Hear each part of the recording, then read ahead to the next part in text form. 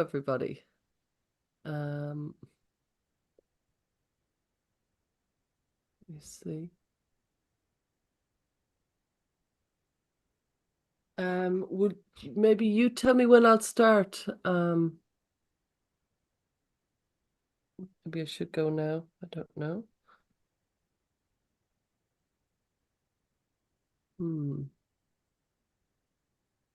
Yeah, Just you're wait. good.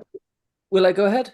Yeah, you're Well, what I straight. might do to start off this webinar, you're all very welcome, about growth hormones and about medical scandals of the past with Mia Hughes, writer of the WPATH Files report, and Dr. Carrie Mendoza, director of Genspect USA, and of course Mia, director of Genspect Canada. That's right. We're all over it this week. Yeah, what I want to do is just read out a little excerpt that I found in the Observer about, about the growth hormone. It's an extraordinary similarities with what's going down with puberty blockers. Huge amount of kind of medical experimentation on social issues. So this is from The Guardian from 1999. And it says, it was September 1985 and 22-year-old Alison Lay was returning home from hospital. She could barely move and she had difficulty speaking. Summoning up all her strength, Alison turned to her mother Mavis and told her she wanted to die. She never said another word and she died 3 months later. Her slow and painful death was later diagnosed as CJD, and as a child, she'd been given growth hormones in the 1970s. So 15 years, when she was a little girl, she had a healthy body, and 15 years later, as a 22-year-old woman, she died. And it is indicative of the heaviness of this extraordinary scandal that happened. So, Mia, could you maybe start off the webinar by just giving us the kind of background of, where this hormone came in, everything you know at the beginning. From what I could see, yet again, it's endocrinologists getting overexcited by what they can do. Or yeah, I think that would be right. And then wanting to experiment and go to the nth degree of what they could experiment on. Yeah, very much so. It's it's pediatric endocrinology, of course, it's treating children, but it started almost immediately when it started along with the entire field of endocrinology. So in the 1930s, they had, they discovered insulin and they had brought diabetics back from the brink of death. They cortisone, they had healed crippled arthritics. And so endocrinologists had this godlike complex, I suppose, where they thought they were miracle makers. And so Sorry. You keep going. there's an echo. Are we okay?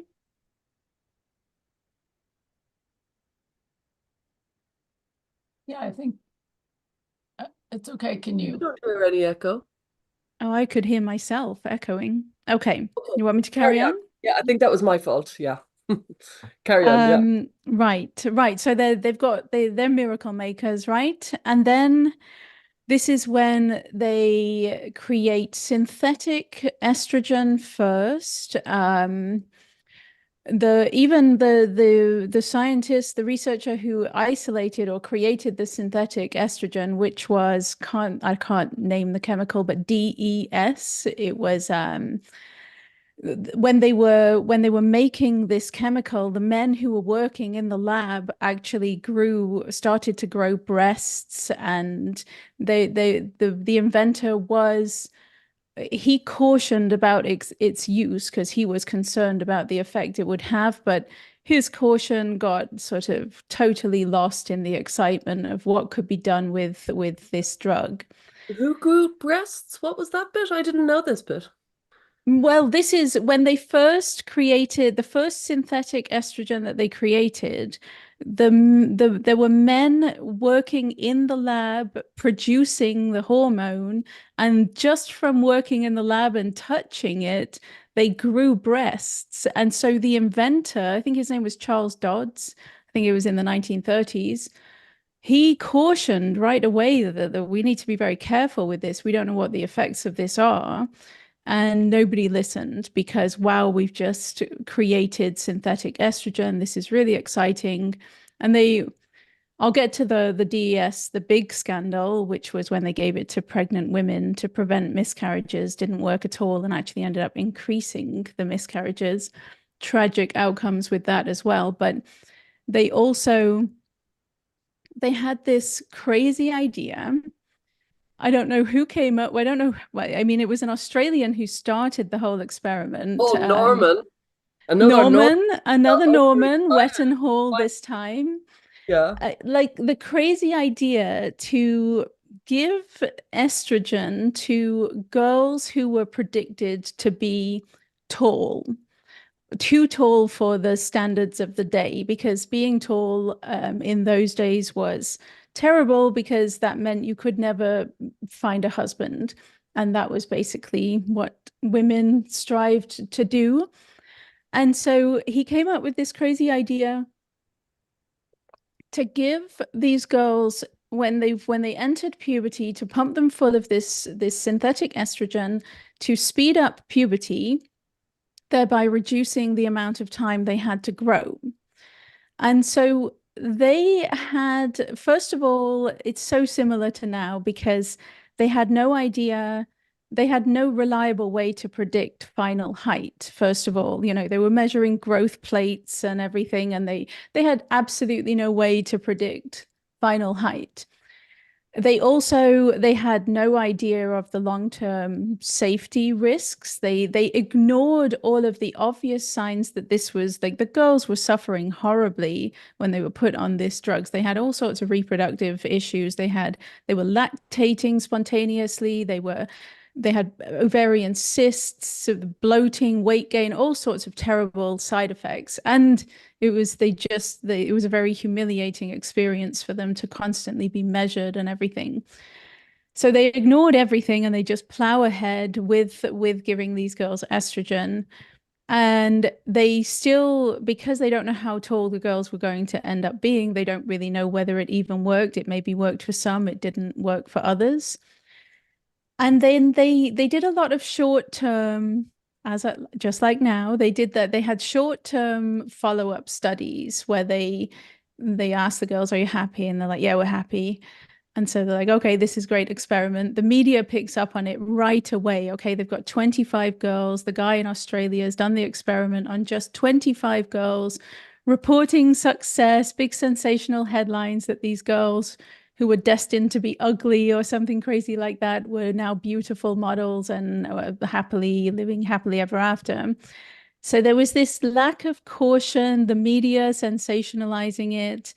Nobody really knows what the outcome is.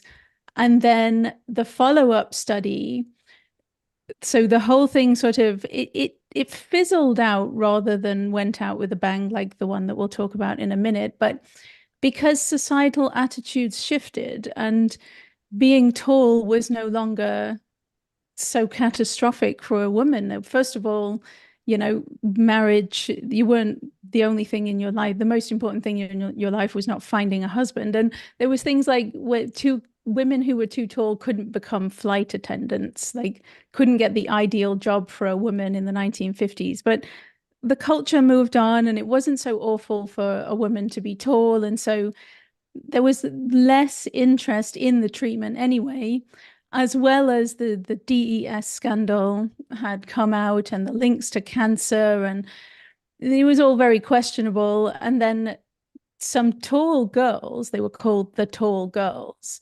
Two of them, I think, started campaigning. They started a foundation. They wanted answers. And they ended up doing a follow-up study, long-term follow-up study. The results were published in 2000 in Australia. And it was basically 99.1% of the girls whose parents had chosen for them not to have the treatment were glad that they had not had the treatment. Whereas 42% who had the treatment regretted it. And many of them were suffering from miscarriages and fertility issues and terrible reproductive issues. So it was a kind of like the longer the follow-up, the more the regret. It's a very similar scandal to now. But that's not the worst one. The worst crime that they committed was happening at the same time, simultaneously, in the US, and it was started by I think he was a pediatrician or a can't remember, maybe well, let me see. I have my notes here.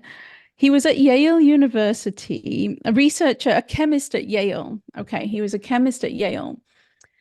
And he came up with this crazy idea of they took the pituitaries from corpses and they would dry them, grind them up, suspend them in some sort of liquid, and inject them into boys who were predicted to be short, or girls, but it was mostly boys, to be honest.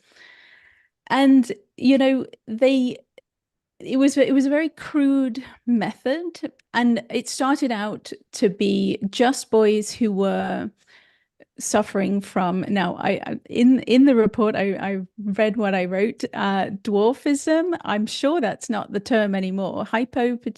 What's the term, where the medical term, Carrie, do you know? Let me look it up. I am not positive. But are you talking about for congenital? Right. They had like growth hormone Yeah. deficiency, or they had a Yeah. medical condition, which was why they were predicted, why they were very short. These are very short children. It's And actually so still kind of called dwarfism, Yeah. skeletal dysplasia, but it's Yeah. still called, thank God, something has retained a name. I think, Yeah. well, that's why I put it in the report, because I recall thinking at the time, I couldn't find actually the what it is now called. I assume it was not, I Yeah. assume Or- it's still not called Yeah, or dwarfism. but- achondroplasia. Yeah, but dwarfism is still a common term, but achondroplasia. Okay, so these kids had a medical condition, and they were, well, the ones who had growth hormone deficiency anyway responded to this treatment. The trouble is they were treating a wider net. They were casting their net far wider, but they started out only treating kids who had a medical condition that resulted in them being too short. And again, stereotypes of the time, that men who were short were considered not masculine, and again, they wouldn't be able to get married, and they wouldn't, there was even a crazy contribution by John Money that short men were destined to be homosexual or something silly like that. So anyway, they have this idea. They are harvesting the pituitaries from morgues, and so supply could not meet Not the demand. idea. Let's go into the morgues and get the pituitary gland and grind them up and use them. It's like something out of a horror movie. It truly is, because, okay, so it gets really bizarre in that, And like, this wasn't that long ago. We're talking 1940s, 1950s was when it really picked up. 1940s, I think, was when they had the idea. But I think a theme that kind of is going to run through the evening is the parents' desire to have perfect children, or to have happy children is perhaps a better way to word it. These parents, there were a very militant, very active group of parents of short children who wanted to not only have as much growth hormone for their own child as possible, but they wanted it for other children too. They wanted to increase the supply so that this growth hormone could be made widely available. So they set up this bizarre network of coroners and pilots, and the parents were working it all out. So the coroners would harvest the pituitaries from all of the corpses in their morgue, and they would store them in acetone on dry ice. They would take them to the airport, give them to the pilots who were part of this network, and then the pilots would fly it across the US to the lab, where this guy in the lab would dry them, grind them up, suspend them in liquid, and then they would be ready to ship off to inject into these short children. And of course, as things typically go, when it becomes more well known, the treatment, then parents of children who are just short and they don't have a medical condition and there's no medical reason why they're short, they hear about the remedy. So then parents are signing up their healthy children to have this treatment. Now, we're talking long needles as well. It was very unpleasant for the kids, but some of the kids so desperately wanted to not be the shortest kid in class. They were being bullied. They didn't want to be short, so they were dealing with this terrible treatment and the long needles and everything. And so this goes on, like from the 1950s to the 1980s, this bizarre experiment is going on.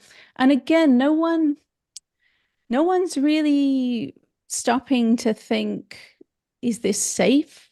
And you know, is it working? Because it worked for some, it worked miracles for some, but it didn't work for others. But then in 1984 was the first case of a young person died of Creutzfeldt-Jakob disease, that's CJD. So it's a mad cow disease for anyone in Britain. We would know it's that. It's a terrible brain-eating disease. It's a prion, and it just sort of makes your brain into a sponge, I believe. It's a terrible, awful way to die. So the first one dies in 1984, and there's a panic, but they're like, well, one case it's not, you know, we don't know for sure.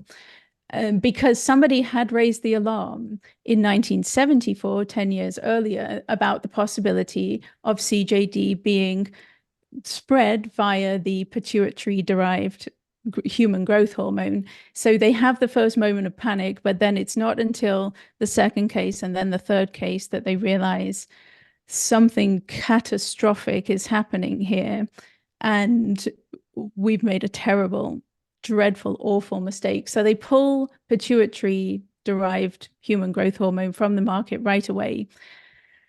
And then there's this horrible, you know, every kid who's been treated then has the death sentence hanging over their head. Still to this day, many of them have the death sentence hanging over their head because it can lie dormant in the body for decades. And so one of the children of the initial parents who set up that whole bizarre pilot coroner network to fly it all around the US, their daughter died, was one of the first ones to die, I believe. And she was just a beautiful, tiny little girl, very lovely, but just too short. They thought she was too short. So they start dying, and the really awful, terrible part for me is every year the kids who had been treated with CJD, the family get the letter and it tells them how many more people have died of CJD in the last year. And so they're watching the odds increase every single year. And these, you know, a lot of them, well, none of them really had anything physically wrong with them. They just didn't measure up to the height standards of the time and of their parents. It's shocking. It's shocking. It's incredibly similar when you think about it, that there is, it's, you know, medicalizing a social problem, a perceived social problem. And the perceived social problem back then was height, to, you know, short boys, tall girls. And there was a medical link, very like DSDs, intersex. There is a medical link. So there is dwarfism and there is giantism. And that's the hook that almost brings people in.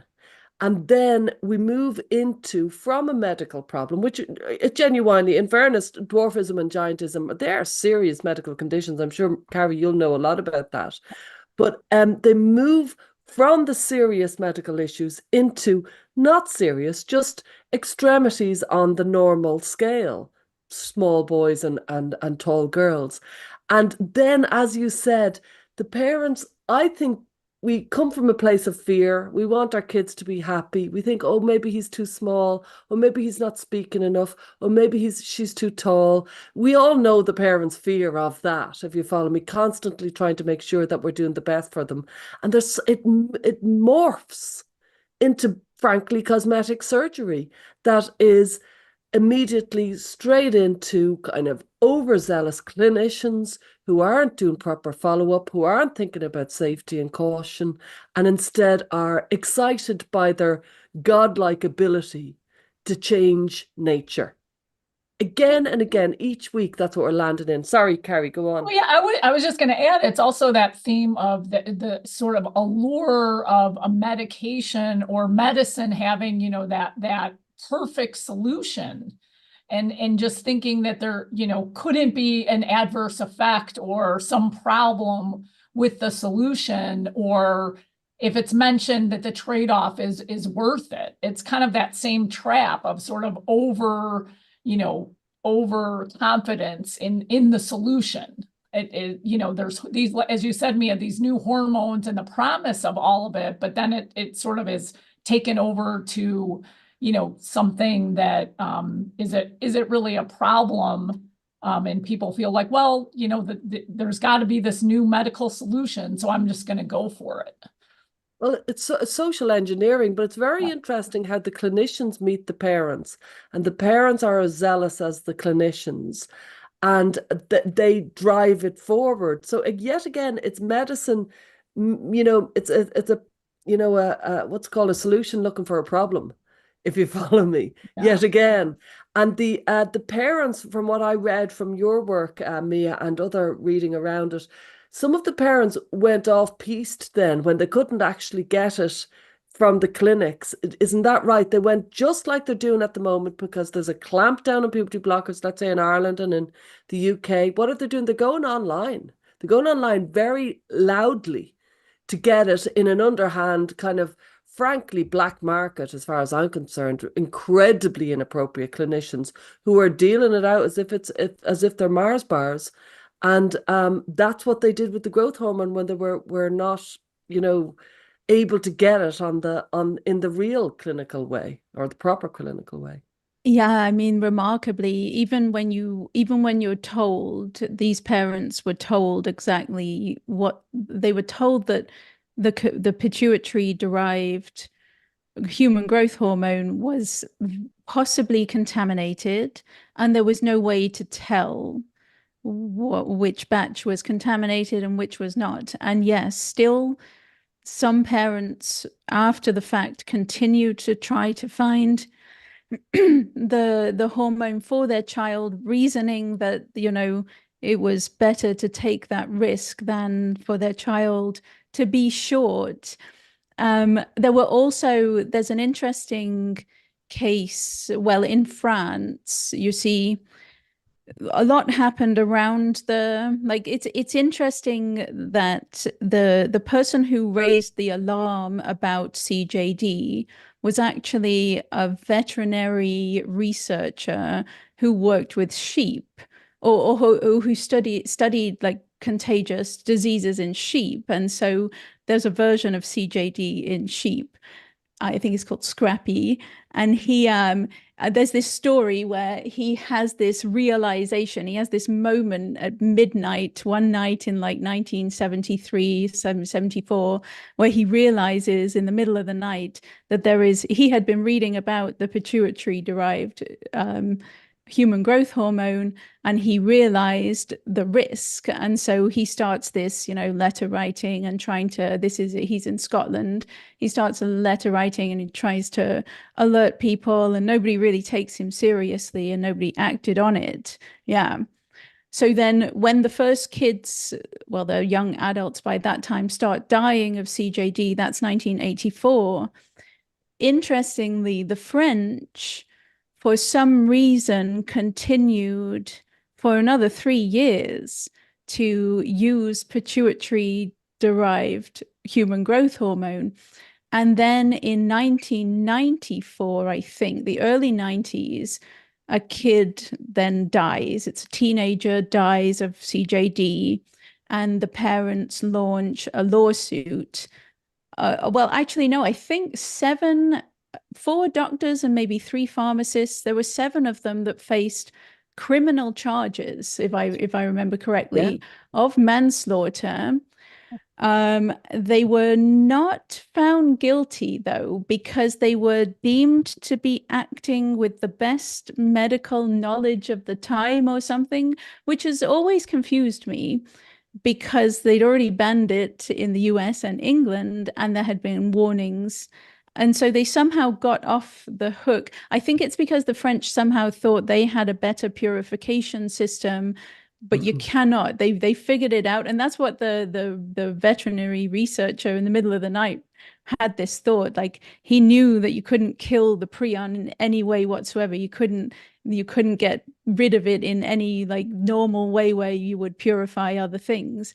And so I don't really understand how those in France got off on that, because they were not acting with the best medical knowledge of the time, which is, of course, there are just so many parallels. It's almost like we're talking about the same scandal. I even forget to compare because it's so similar, but no one now at this point in the pediatric gender medicine scandal can possibly, if they're still putting kids on puberty blockers on the first appointment, if they're still affirming, if they're still giving testosterone to teenagers and chopping the breasts of teenage girls, they cannot say that they're acting with the best medical knowledge of the time, because they're not, because we have the systematic reviews, we have CAS, we have enough information, we have enough evidence now that anyone still following the WPATH's gender affirming style of care is definitely not acting with the best medical knowledge. Yeah, the parallels are astonishing, really, in that. And I noticed, people often talk about when is the cutoff date. I'm a bit harsher than you are, Mia, because I think you were saying 2019, 2020.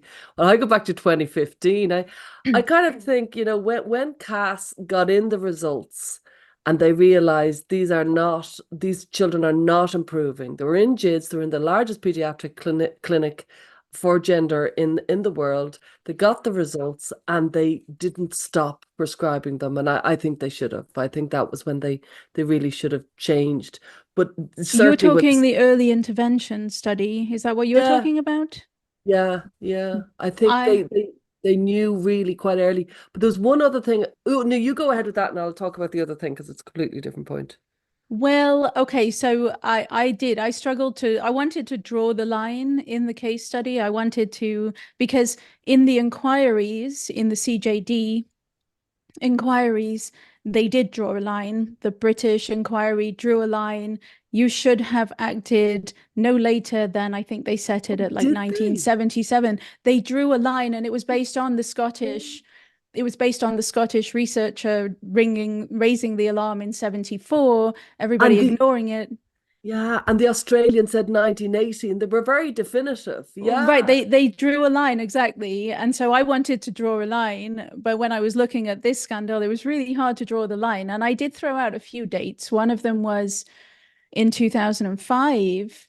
They already noticed what Bowers calls the problematic surgical outcomes. You know how Bowers is talking about that. And that's what killed one of the original Dutch cohort, right? The kid who had his puberty blocked and had insufficient penile tissue for the penis inversion. And he died of necrotizing fasciitis. So that had a fatal outcome. But they were aware of that complication as early as 2005. They knew that that was a possibility. So that's one possible line. Yes, when I didn't put that in, but yeah, when the Tavistock failed, when their early intervention study failed to replicate the very dubious findings of the original Dutch study, that would be another place to draw the line. And as well, they're noticing very in the 2000s, before 2010, they've noticed that everyone put on puberty blockers progresses to cross-sex hormones, which is a really big change, because in the past, most kids were desisting and coming to terms with their body and reconciling with their body at puberty. So that was a change. but there's no real clear line. But the absolute latest I'm willing to give them was Sweden and Finland, which was 2019 and 2020 with the systematic reviews. From that point on, absolutely 100%, you cannot justify what you're doing to these kids. And arguably in JIDS, in 2019, when 35 clinicians out of roughly, I don't know, 95 left, it's like, okay, and you stayed, really? Did you? What made you stay?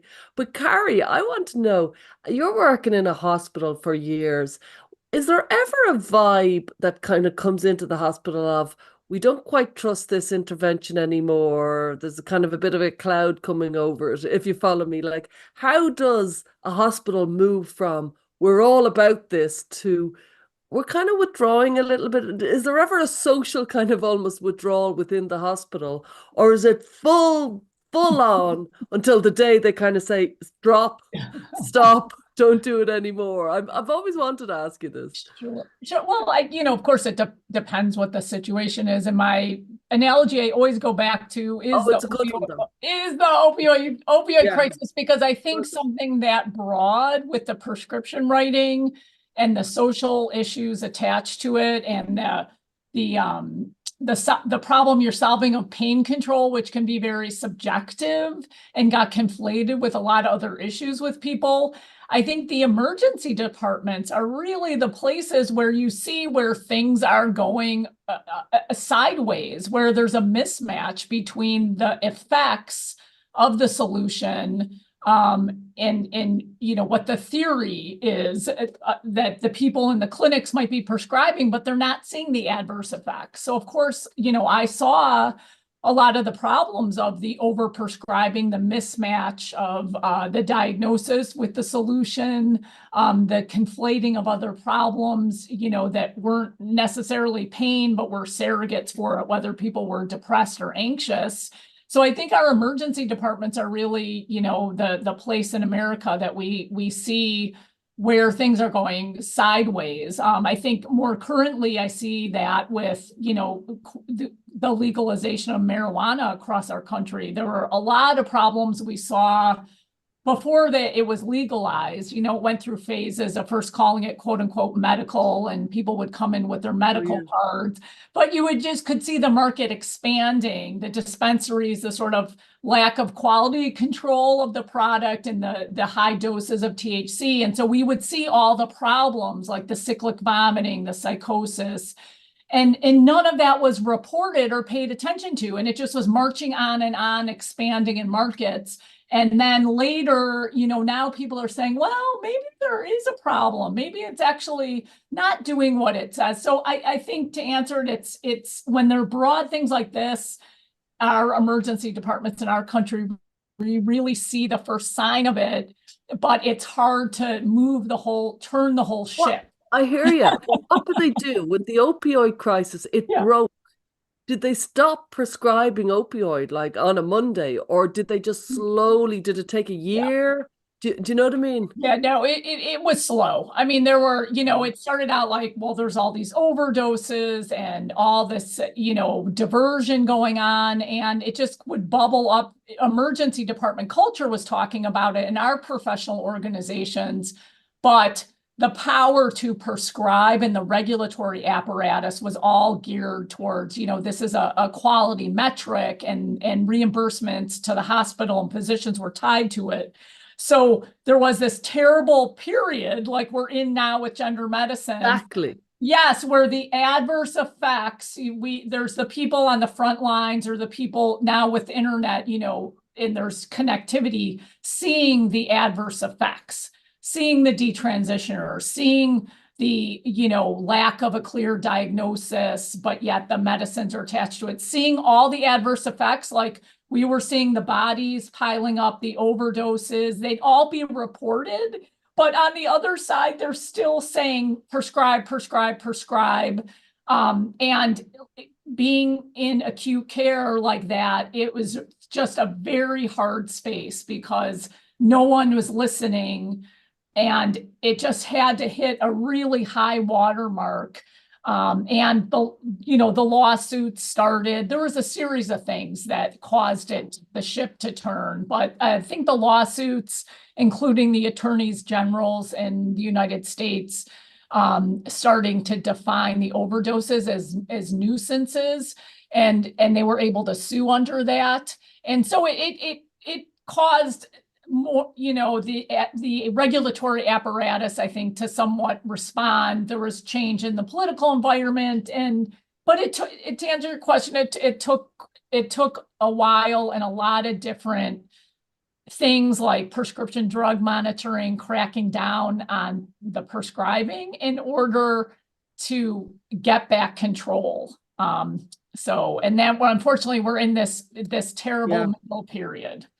I think if we were to learn much from the medical scandals, you can see that a few things happen. For it to come down, it rarely seems to be as dramatic as, you know what I mean? Let's say the CJD thing. It usually it's quite a few different things to pull it apart. Would that be right, Mia? Yeah, for sure. I mean, even the CJD, it's remarkable that the French carried on for 3 years, but like there's the DES, which is the estrogen. That's one incredible scandal too, in that they in 1970, maybe 74, there were 7, they officially had 7 reported cases of a very rare vaginal cancer in teenage girls. And one of the mothers just so happened to say, could it be anything to do with the fact that I took DES when I was pregnant? And that triggered a panic immediately of, oh my goodness, let's look into this. They looked into it. They figured out the link very, very quickly that it hadn't caused cancer in the mother, it was causing cancer in the daughters. And then that was, maybe it was in 75, 74, 75. So 3 years later, after they had confirmed this and they knew for sure that it was causing this terrible cancer, I think 11,000 prescriptions were written for DES. Like, not necessarily, they had already then linked it to the other forms of cancer in the women themselves, and yet they still carried on prescribing the very same form of estrogen. And then there's a scandal that I haven't written about for a while, I haven't talked about for a while, but have you heard about the prenatal X-rays? When they were like, it's a really interesting story. If you want the best example of willful blindness in the medical world, I think ever, is prenatal X-rays. And so that's in the 1950s, a British epidemiologist, a woman, like it was rare to be a female epidemiologist back then, Alice Stewart, I think her name was.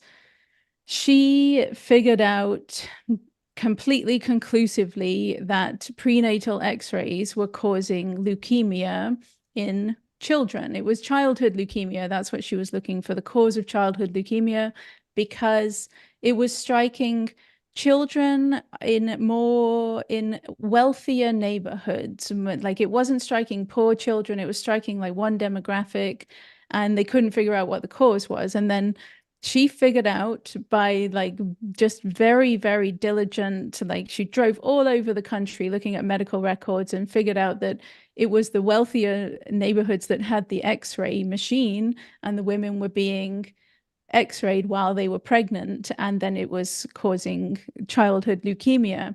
Now, she figured it out in the late 1950s, maybe early 1960s, and they carried on performing prenatal X-rays for 25 more years after they had proof. And not only that, but every single large-scale study that was done after her work showed the same thing, that there was a link between prenatal X-rays and childhood leukemia, and yet still they carried on doing it. Basically, the explanation, one of the explanations, is another epidemiologist came out with a bit of junk science saying, oh, she's wrong, it's totally wrong. And because they wanted to believe him, they believed him. And also, I think it is partly this whole willful blindness where doctors absolutely do not want to think of themselves as doing harm. They don't want to think of themselves as killing children. And so as an entire profession, they simply could not look. It's like the Oedipus trap. It's like Meghan McArdle's. They just couldn't look upon the mistake that they had made. So they carried on making it 25 years. And I also think, like, when patients, are with physicians, you really have to realize there is a power dynamic in that relationship, and patients and parents who are concerned and suffering, they really are looking for help, and will trust your judgment. And so I think there's that combination too. If a parent said, "Oh wait, I heard those x-rays aren't good," and if the clinician saying, "Well, actually that science isn't quality, we really know it's okay," I think that's very persuasive to people. I think we're seeing that, right? And the same if you're in that environment, where it's the gender clinician, they're saying, "Oh, well, no, all that other science is just, there's this and that problem, like, listen to me, I'm the expert." It's very, persuasive to the parent and the patient. The delay in acting seems to be a really important aspect of these medical scandals. They get in the information, and like I keep on going back to the kind of the godlike tendencies of clinicians, but they kind of have a delayed response where they think this can't be wrong, and I'll just keep going. You know what I mean? And that's where it's very interesting that you draw the line. And actually, I'm glad you draw the line in the WPATH Files report. You say, that's it, 2019, 2020, you're out. There could have been many lines before that. I Yeah. definitely, there absolutely could have been. And really, I mean, it should never have got off the ground in the first place.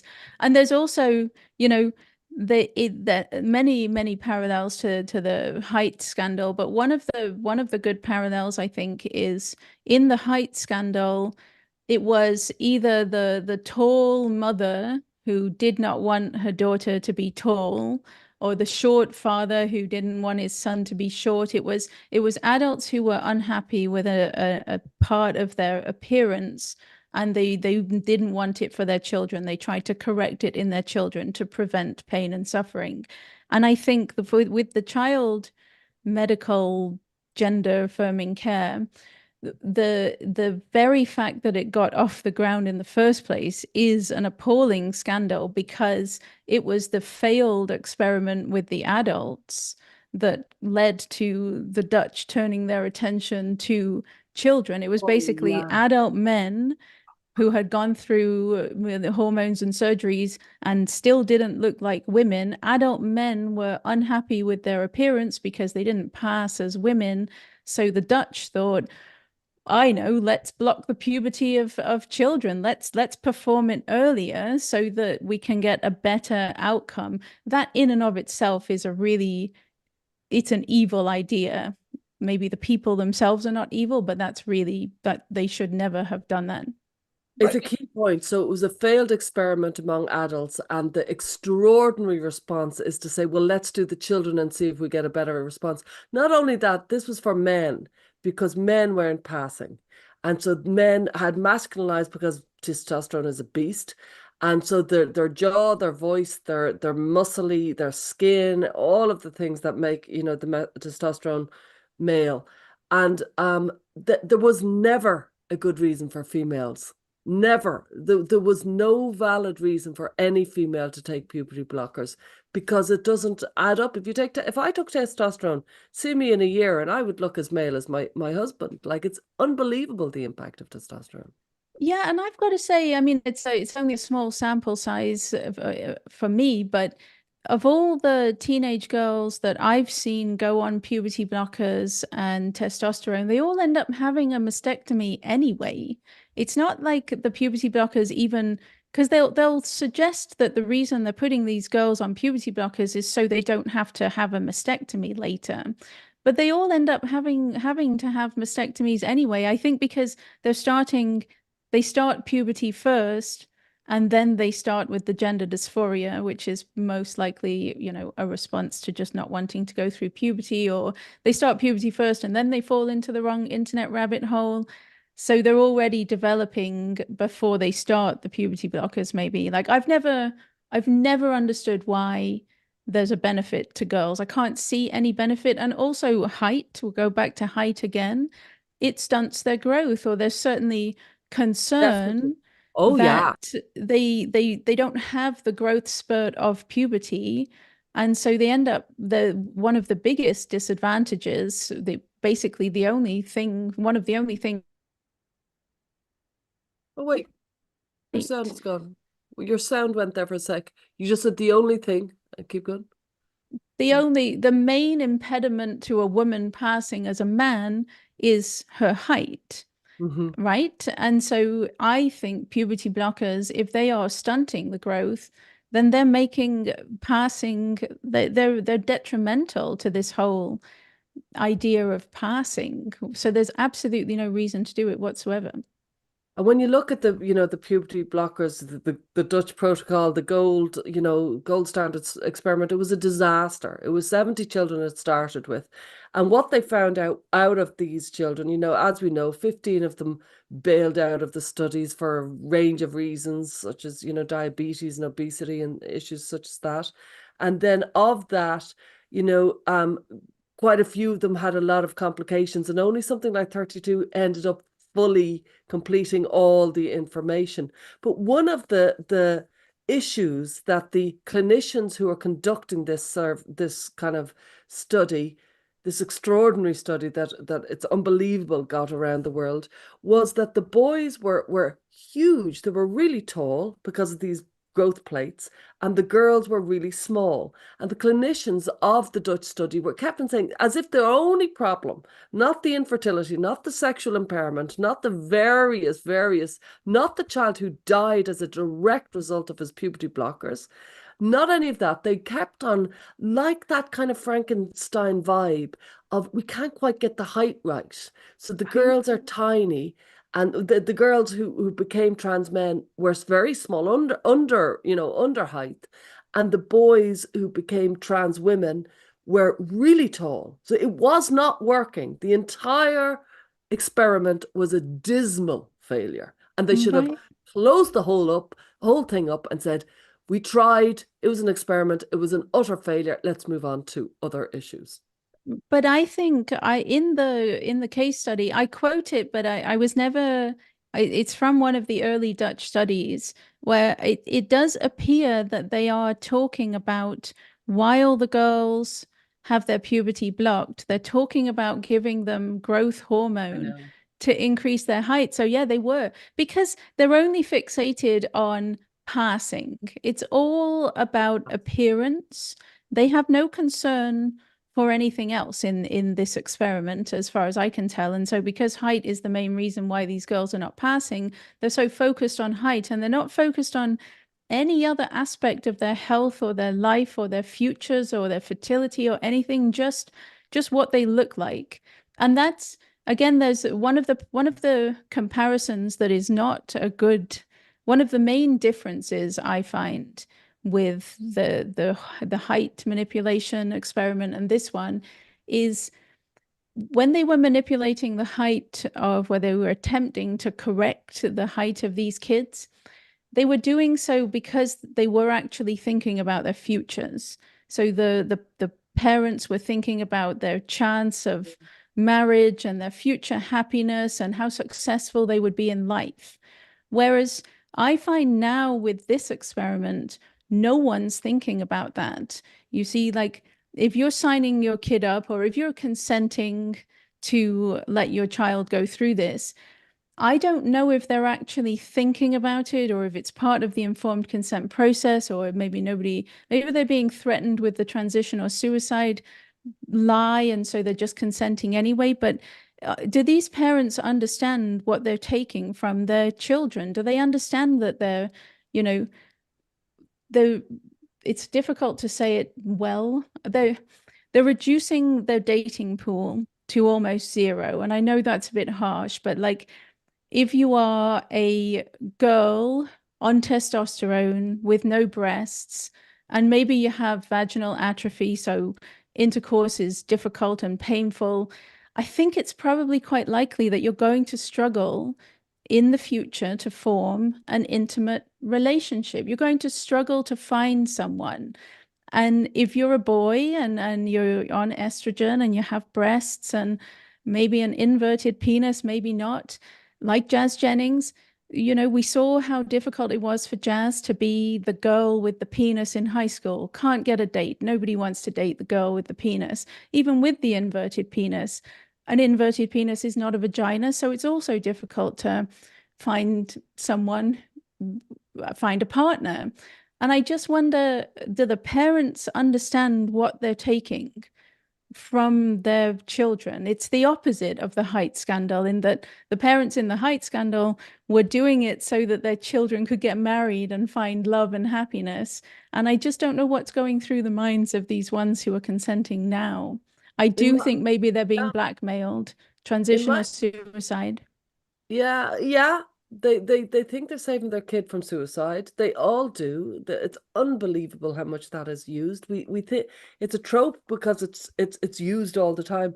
But when I've spoken to quite a lot of parents, more and more these days, who initially affirmed and are now rowing back, and again, they just didn't know. Hello, they just did not know the medical complications. They honestly see it as a version of being gay, that society will catch up, that their dating pool will be perfectly fine because they haven't looked into what you and I have looked into. They really haven't. They think the doctors know best, and they kind of cede their authority to the doctors, and they think it will be okay. I think we underestimate how much people who are, for want of a better phrase, gender critical or trans critical or whatever the word is, how much we kind of argue with authority, and how much people who are affirmative arguably fall in with authority.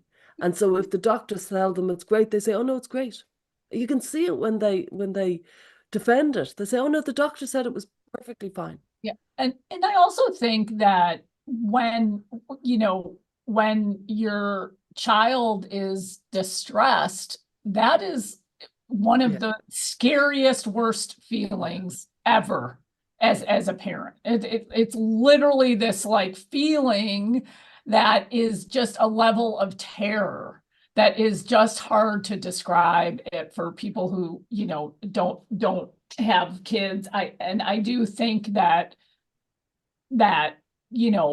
some of the gender clinicians, some of the activists, they talk about lived experience, but one thing that's often not mentioned is that a lot of them don't have kids.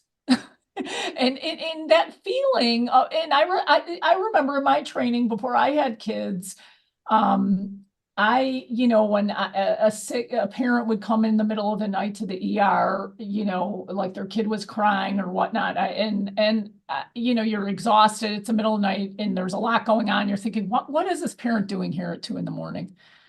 Well, can't they just wait? Oh boy, when you have your own kid, when I had my first kid, I was like, I totally get it. It's terrifying. You can't, so I just think there's some of that. And I think that you're just even, you're also just very vulnerable to a solution when you are so terrified and someone says, I have the solution for your distressed child. And I think a lot of people's just normal rational thinking goes out the window. And then the third thing I'll say is that there is just a culture now, at least for 30 plus years, that kids are prescribed a lot of medications. It's part of the norm now versus I think when, I know you, Stella, me and Stella are older than Mia, but when we were growing up, it wasn't like there was a sea of prescription meds that really are quote unquote off label, not FDA approved, antidepressants and anxiety, ADHD meds. That is the background milieu that I think really contributes to when people step into a doctor's office and then there is some type of prescription solution. It sort of fits with everything going on. So it feels like, how could this be wrong? So I think it's very seductive in that way. I can see how people can fall into it. Yeah. I totally agree. I totally agree. I think this Yeah. is medicalizing social problems. Yeah. And we as a society are medicalizing social problems on a whole range of issues.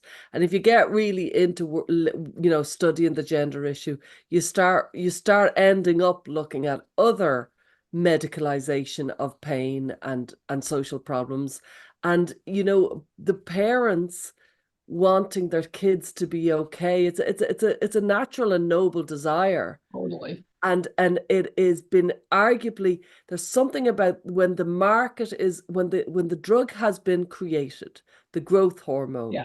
the puberty blocker, the whatever, The pain then med. there's zealous clinicians. And you said it earlier, Mia, that somebody came up with this idea. And it's very like, at one stage in the Dutch clinic, somebody came up with the idea that a girl she had problems with her periods. She hated having periods. That was the first person who got puberty blockers. It was a girl who had a kind of a phobia around periods, and they blocked her, nothing to do with gender, ironically enough, and they blocked her puberty to stop her getting periods. And because they had created puberty blockers for a valid medical reason in 1980, which was, for precocious puberty. And then they start saying, oh, what else can we do with this? What else can we do with this? And they move into other areas, and they're social engineering. They're absolutely medicalizing social identities. And that's where I think it feels like the horse has bolted on that particular point. Like everywhere you turn, I used to, like, I can't get over, I used to work obviously as a psychotherapist, let's say in the 2010, 2000, none of the teenagers in Ireland were on anti-anxiety, antidepressant. They just weren't. It has just shot in. And I think that's to stay. I kind of can't see that stopping. And we've talked about the pressures of the clinicians, the prescribers, or just the people along the chain of interventions. The pressure to say yes, and obviously that's increased, with the internet and everything. But to be a contrarian and say, well, yeah, I see, your child is. You've got this problem. I want to help you solve it, but it's actually really complex. I don't actually know everything about the best thing to do here. And, right now, I don't think doing anything is the right thing. Do you think that that's very And then the patients go online and they say, I went to my doctor and he told me to go for a walk and get some exercise. Like, sorry. Right. Or like I'd say during the opioid epidemic, when I was dealing with the overdoses and the diversion and all the bad things going on, it really was just, the people that would come in that we would say they were known to the emergency departments, or other departments would call and say, oh, so-and-so is heading your way. And it's like the oxygen that would just get sucked out of the room, because it was exhausting to say no to these people, because they just would hammer you. You're a terrible doctor. How can you have me suffer? I'm going to do this and that. I truly believe that, and we will be hopefully doing a series on the the clinicians from WPATH, who were there back in the day. But I truly believe a lot of those clinicians, they met these hyperfixated, arguably autogynephiles who just hammered down the door. Yeah. Day in, day out, said, I'll sue you, said they were going to come in, and in the end, they just said, here you go, take your prescription. I honestly think it was an erosion, just a kind of a relentless campaign to get the drugs off the clinicians. And the other thing I'll say, like in a lot of Jonathan Haidt's interviews he's doing for his new book, I mean, he talks about that psychological concept of collective action. Again, if you're the one parent saying, oh, I'm not going to give you your, the cell phone, but every other kid in the class does, that, has proven to That's be, me. few, yeah, but it needs that collective action. And I do think, again, with like the end of some of the modern scandals, like with the opioid, at least the institutionalization of writing the prescriptions has ended. There's support now to not do that, although the ripple effects of all of that have just endured, unfortunately. But it requires it required collective action in some of the regulatory changes. And I think, I've talked about that with, what I call like digital moral courage. It needs collective action of all the people along the chain of, prescribing or writing the letters to feel comfortable that they have their back is taken care of when they say, you know what, this, the evidence isn't really there. I know this is difficult, but the right thing to do is to wait and, work through the discomfort. You can really do it. I know we can do it, but we know that just writing the prescriptions isn't the answer. There needs to be institutional support for that. And that's, I think, what we've seen with the Cass report in England, right? You see when you get that institutional report, how the chain, there's a chain effect in that direction. And that's, what we need in the United States. Yeah, and in Canada. Yeah. I want to go back to the parents because I just thought of Yes. something.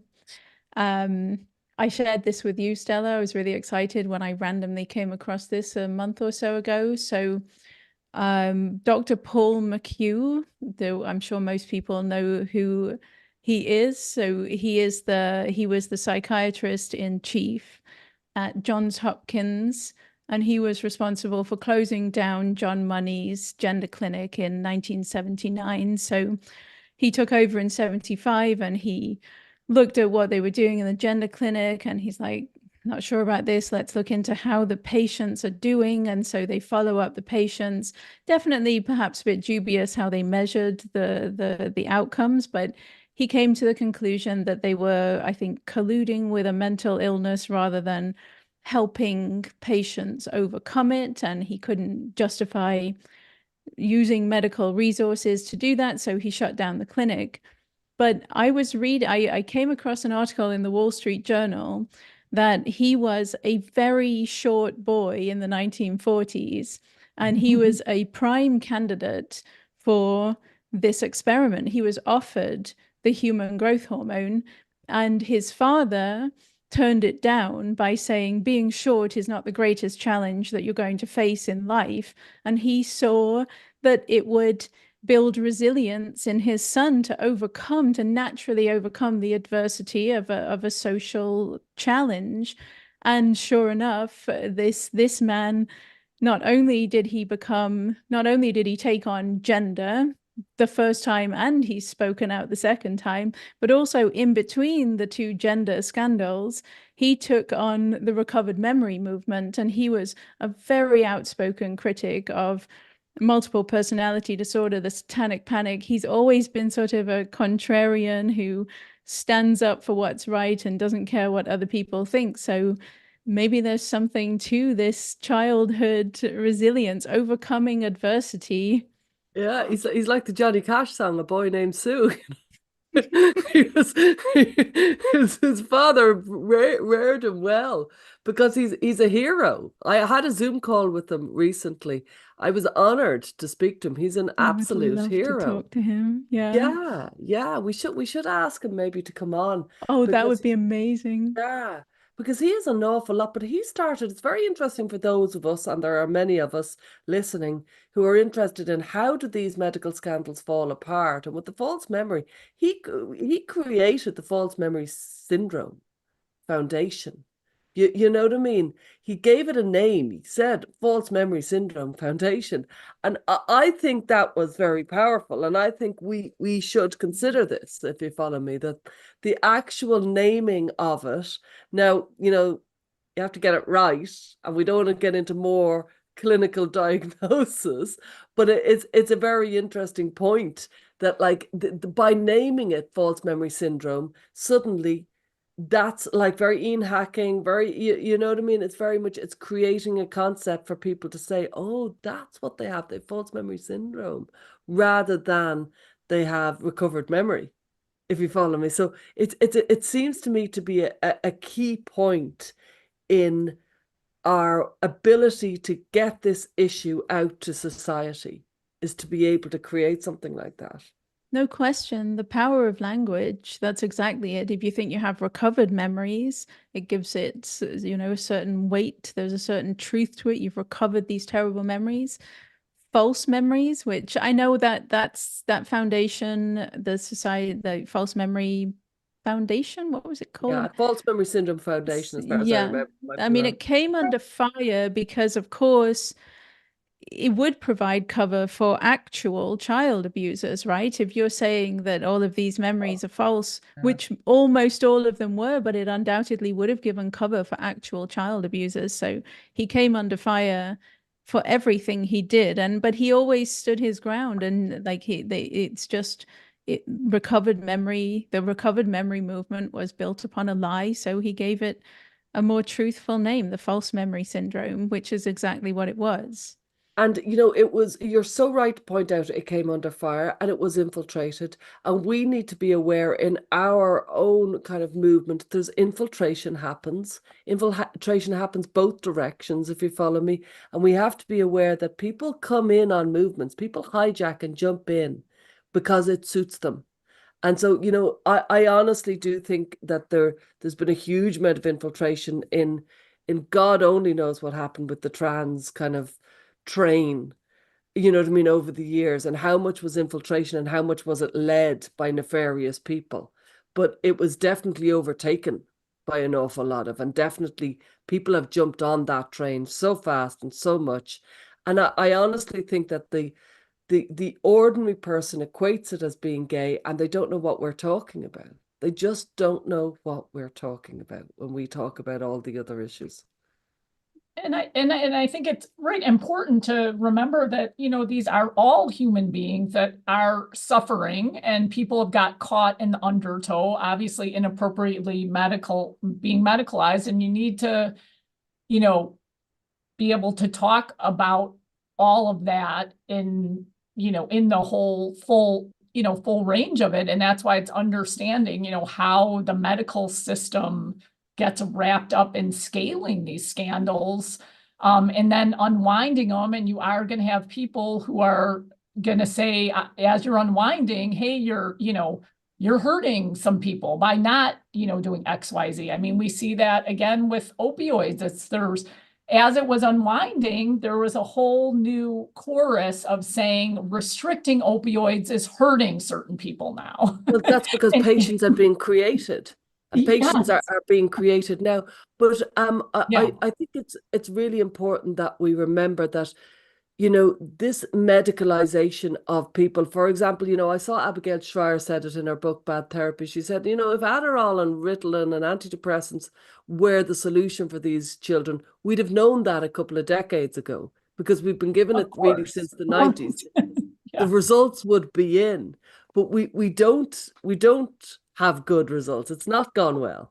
And that's why that's one of the hallmarks of these scandals, or these scaling inappropriately of medical solutions for, spiritual or mental health problems, is that they propose this solution through a pill or surgery, but yet the market keeps growing. Like, how is that? That's the same with the pain. Like, I thought we're treating everyone's pain. Why are all these people like overdosing, or like, Could I, yeah, could I ask you, Carrie, something you said earlier on that I think yeah, is really important? It's about being normal. You know yeah, what I mean? These parents, they wanted their children to be the normal size. They didn't want the boys to be too short, and they didn't want the girls to be, it's all Goldilocks, the girls to be too tall. yeah. And you were pointing out a book about, Yeah, yeah, this is something I feel we should talk about more. It's hard. I love this author and researcher. He's at Harvard, Todd Rose. And he's written several great books, but one of them people should read is called The End of Average.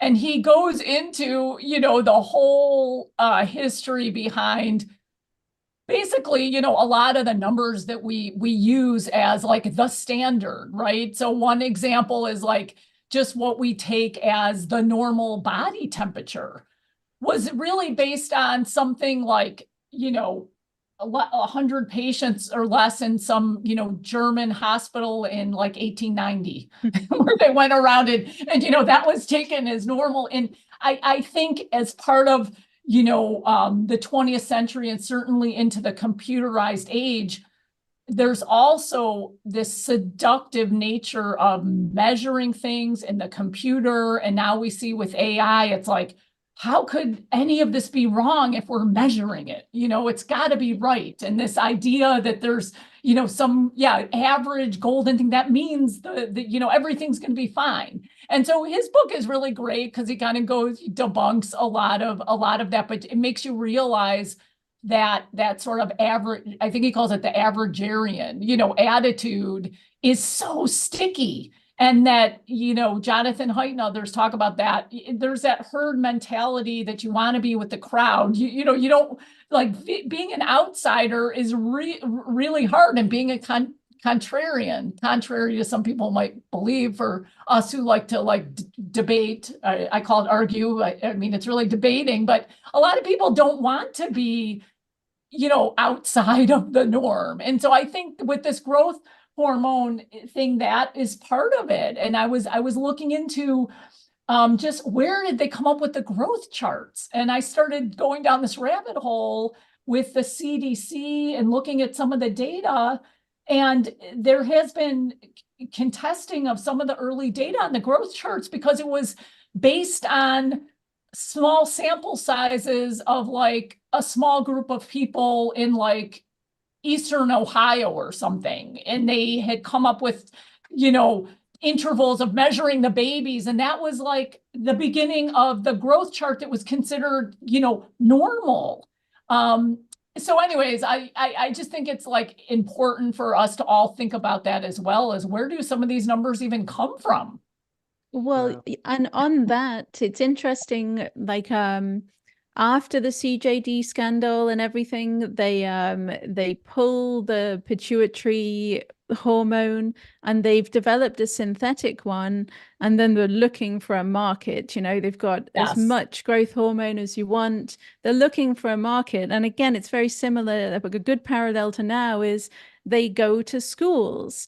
And they measure all the kids in the class, and the shortest 5% get a letter home saying you might want to see your doctor about your child's abnormal height. And what's really interesting is from that point on, many of the families reported, in fact, at both ends of the scale, when they got the letter, if they were told they were too tall, but mostly it was the ones they were looking for the short kids, they get the letter home, and then the family who'd never really had a problem with their child's height and the kid was short but wasn't really bothered by it, suddenly they think they have a medical condition and they go and seek treatment, and then the kid becomes fixated on their height and they weren't even fixated on it before, which I think I've heard a lot of detransitioners say from the moment they started identifying as trans, they fixated on their gender so much and they were obsessed with it, and they were obsessed with passing, and it didn't, social transition, medical, nothing actually relieved the gender dysphoria. It just made them focus on gender more and made it worse. But then with the school thing, because it was the shortest 5% got the letter. So let's say you treat the shortest 5% and they're now taller kids. There's going to be a new shortest 5%. There's always going to be a shortest 5%. So when do you stop? You just, where's the limit? Right. That's such a good point. I know my best friend when I was a kid, she was tiny and I was very tall. I stopped going at 12, so I was kind of my height at 12. And, you know, everywhere we went on and on about her height. But she was so cool because she came from a very small family. So they were all very cool about their height because they were very comfortable with it. But without a doubt, she would have been. And I remember when she had her kids, and, you know, she always, as you said, fall off the chart. All our kids fell off the chart. And I used to go, where is this chart that her kids, she had 4 kids and they all fell off the chart because they were all tiny. And she's like, I'm tiny. They're tiny. They've fallen off the chart. There is no chart. We're not in the chart. And I was like, other people would be really, I'd be terrified at the idea that I've fallen off the chart in anything. But like Carrie was saying, these are just, it feels like these numbers come in and we become a slave to them. I remember, oh my God, I was a slave to my child's weight because she wasn't putting on enough weight and I was breastfeeding. And I was one of those parents. I was so worried about her. It was a grey, tense time in those first few months because she wasn't putting on enough weight. And we used to go to the doctors to weigh her, and it was all like, it's just crazy the pressure parents are put under. I really do think it is. Yeah. I will say though, in the extremes of like being like As the doctor. obesity, I know there's I Go on, go on. I'm gonna make a counterpoint because now I do think though, like everything, it just like there's always exceptions, and you need to be able to say like, obviously obesity is an issue, and so we do know that is related to health, No, my kid was too thin. etc., all that. But I mean, my kid was too thin, Carrie. It's not all numbers. Like the average weight now, of kids in the US is too heavy. I'm just, saying that I think overall this obsession with, a normal for things that, have just general variations in life, I think is where it gets in trouble, because you can't find anything on the internet that's going to tell you you're abnormal and they have, some type of prescription for you that can fix it. And that should just be suspicious to people. I think, right? It's when there's a treatment. Yes. You see, I've just reminded myself of, yeah. So in a lot of the research, like a lot of what I know about this scandal comes from that amazing book, Normal at Any Cost, by 2 tall girls, actually, neither of whom were treated with the hormones. Oh. I can't remember their names. Susan Cohen. I can't remember the names. You'd have to look. Normal at Any Cost is the book. But in that book, there's a story, a terrible story about a girl who was over 6 feet tall. And they before they had come up with the idea, or around the same time that they're coming up with the estrogen idea, they performed limb shortening surgery. So they basically removed 6 inches of bone from her shin or from her thigh. I can't remember, or maybe it was both. They literally like remove bone to make her shorter. They crippled her because she was a dancer and everything, and they took over a year for her to recover, but then she couldn't really walk because of the muscles, and so she had to have more surgery. And she basically barely was able to walk for the rest of her life. But then I actually tweeted about her once because somebody had posted on trans Reddit, a trans-identified male who was over 6 foot tall had come across a Turkish clinic that was offering height reduction surgery.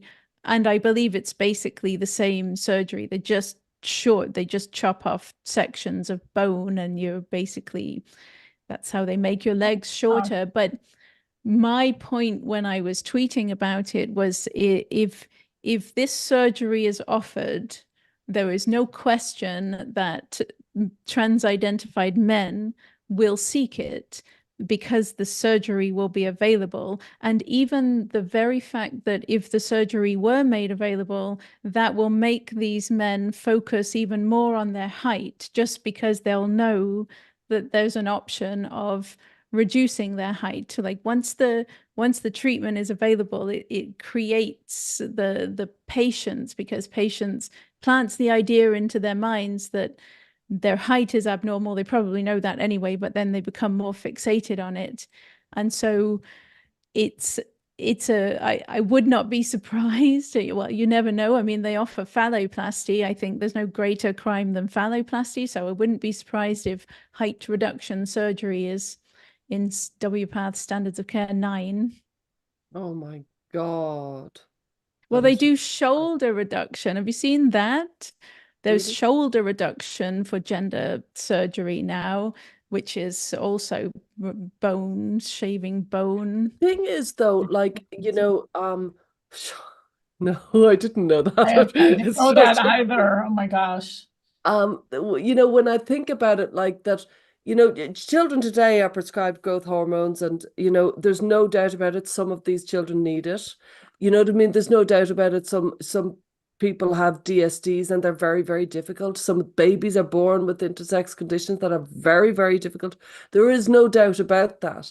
It's the fact that it's the consumership of medicine that is actually the issue, in a way, that people can make money from this if they can sell it to a wider market. And the way they sell it from advertising onwards, they sell it by selling lack. You're not quite measuring up. You, Right. you know, literally with the growth hormone, but you know what I mean, that you're not quite good enough. You will be better. Your family will be better. Your kid will be better if you can take this drug. And that's arguably where all of this lands, whether it's, for behavior modification drugs Mhm. for children. And we don't know. It's becoming very, very difficult to say. Like I often, think it, let's say my children were getting braces. When I was a kid, only kids with extreme teeth problems would get braces. Now every kid gets braces. And I'm looking, they're talking about their perfect smile. And I'm like, they don't need a perfect smile. Now calm down there. You know what I mean? Just give us whatever You're they gonna get need. knocked in the teeth anyways, and it's gonna break or something. So I don't know. Like my boys all have had chipped teeth from sports, and anyways, yeah. It's cosmetic surgery. It's cosmetic surgery. That's what it is. You know what I Yeah. mean? The whole braces industry has become cosmetic surgery. Then there's, behavior modification going on for children. There's kind of Yeah. mood modification going on for tense people. We've medicalized so much because there's so much money to be made. And it's in the great search for kind of happiness and perfection and normal. Yeah, and I think that just with the develop, obviously the pharmaceutical industry with the synthetic hormones, like, I was looking today, just it's like the cradle to grave, pharma industry, because growth hormone, and now of course there's, telemedicine, online clinics, and it's all part of like the rejuvenation and the anti-aging, industry, which isn't actually FDA approved, but the prescriptions for growth hormone have exploded, and the DEA cannot keep up with all the prescriptions being written inappropriately for it. I mean, there's just online clinics where, I saw you can do saliva tests to, basically get your level of growth hormone, which I can tell you would not be that accurate. You can mail that in, which I'm sure they diagnosed you with low growth hormone, at which point then they send you a prescription. And so, I mean, it's just exploded. Also, obviously, with testosterone as part of the, rejuvenation, anti-aging for men, which was part of the transformation of, WPATH, because in the early days, that they were a society for like rejuvenation, and then it just kind of melded into this other industry. But Stella, you were sharing that you've seen testosterone as a solution for menopause. Menopausal women. Yeah, So older yeah, men are being prescribed testosterone now, gives yeah, them libido. It makes them feel virile and things like that. yeah. And it's like, are we not allowed age? And now, menopausal women are given prescribed testosterone. It, gives them, as they keep on telling me, their libido is off the charts. And yeah, they've loads of energy, clear-sighted, concentration, confidence. And it's like, yeah, this is kind of, well, arguably moving into transhumanism, but certainly moving into constantly medicalizing the human condition, constantly trying to make ourselves more and more perfect. It's way beyond healthcare, and it's gone into its modification. And it needs to be called that, And we need to start kind of phrasing it as that so that we realize this isn't about healthcare and hospitals. That's for sick people. This is for people trying to optimize. They have performance enhancing drugs, frankly, for all these college students. And, I won't name them, but that's what they are, I think, anyway, for an awful lot of college. I mean, I think Adderall, all that has become, it's titrated, it's a la carte, PRN, is the as needed. And but I mean, with gender medicine, I feel like, this drift down into kids, marketing to kids, as we talk about, is gonna be just one of the just really negative after effects of all this, on top of just the, I think early cancers and just horrible things we're going to see. But I think it's like concretizing this milieu of just like these hormones, can be used, titrated as you wish, and is part of this whole long chain now that is really, growing billion-dollar industry. So it's yes, difficult. Yeah, we're coming towards the end Yeah. of the webinar. I'd be very Yeah. interested in your last thoughts on it. I can see we've got 2,400 watching us on Twitter. Wow. Hello, everybody. You're very welcome. And what I suppose what I feel is we've learned from our kind of, and we will revisit this issue, but the medical scandal series that we've had from the WPATH Files report and from your great work, Mia, was that the doctors are very keen to use, the clinicians, you know what I mean, psychotherapists, psychiatrists, just as much. They're very keen to use the new drugs. They're very keen to have solutions to the human condition, and they're very reluctant to declare it a problem. You know what I mean? And that feels like a kernel that never leaves. And secondly, it seems like the human desire, especially of parents, to make sure that their kids are all right and bring them to the doctor saying, is this okay, can get preyed upon by, frankly, drug companies that are selling something. Yeah. Yeah.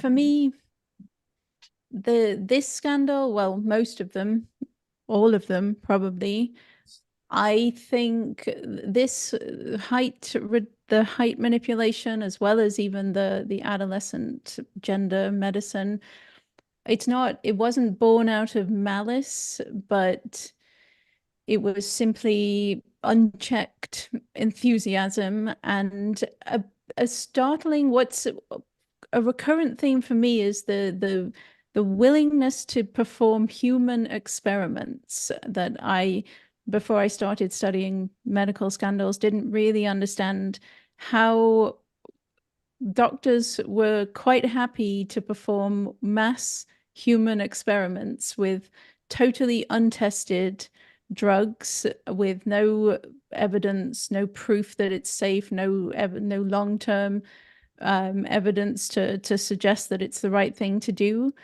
And I have, because of the CJD, I talk about it in the WPATH files, my fear when they were talking about that teenager with liver cancer and the person who died of liver cancer, my fear is that we let this human experiment go, and it's widespread. We're giving tons of girls estrogen, testosterone, and we're giving tons of boys estrogen, and we don't know what's coming. And with CJD, something terrible happened. With DES, something terrible happened. And because hormones have such miraculous effects, such like powerful transformative effects, that means they also have the potential to have really terrible effects in the long term.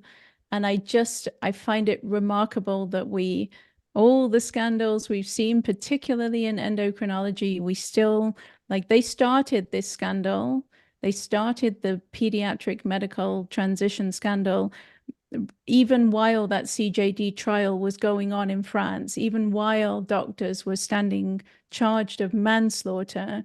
The very same field of medicine had started yet another scandal that was going to probably prove to be just as catastrophic. So will we ever learn? I just don't know.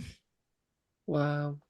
Right. I mean, yeah, you both have made such great points. I would just only add that, expound on that, there needs to be required learning of medical scandals in medical school and by all clinicians. And as I say, this is a human problem. We're always going to have humans practicing medicine, even though they think algorithms somehow are. I'm here to tell you they're not.